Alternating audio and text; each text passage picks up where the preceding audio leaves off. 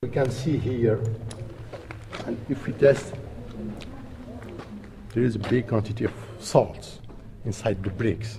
It's been 7 years since the war began in Iraq, and for the first time, you're beginning to see work again in places like Babylon behind me and other archaeological sites around the country.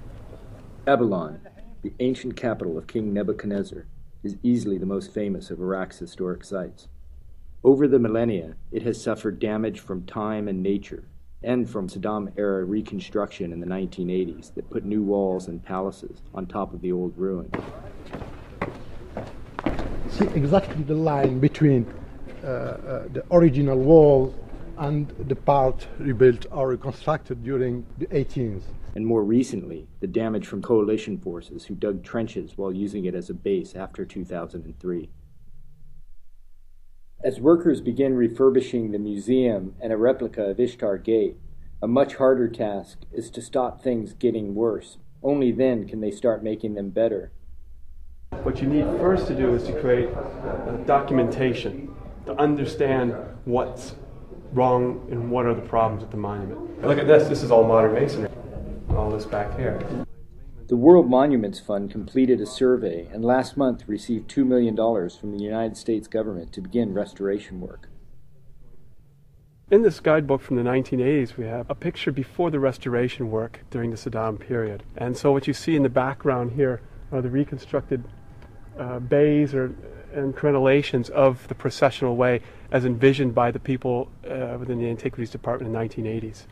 Fundamentally, how many of the problems you face are man-made and how many are natural? Well, I think that if we just had to deal with one or the other, it would be fine. But the two together is nearly toxic for the preservation of monuments.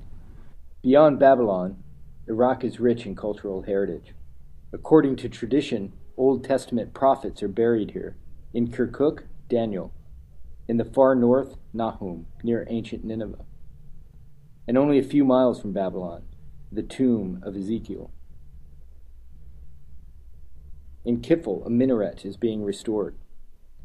In the ancient Kurdish city of Erbil, the citadel in the center of town is undergoing extensive repairs as part of an effort to create a site tourists will someday visit.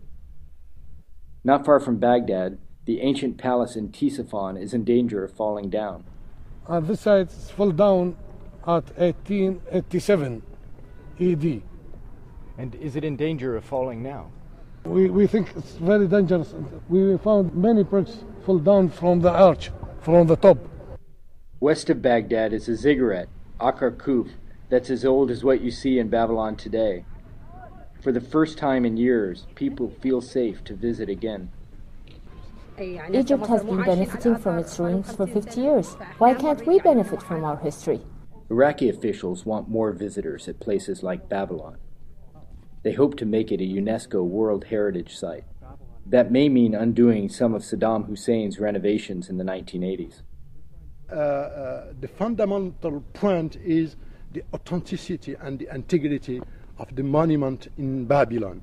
So we are obliged in the conservation plan to remove part of the buildings which was reconstructed and restored in 1980. The work at these sites has only just begun, and no one thinks it'll be easy. Past presidents in Iraq would suggest that it's difficult to predict and say, we will do this in 5 years or that in 10 years. To do that would be somewhat naive. At the same time, we're going to try our best with the circumstances given us to produce results here.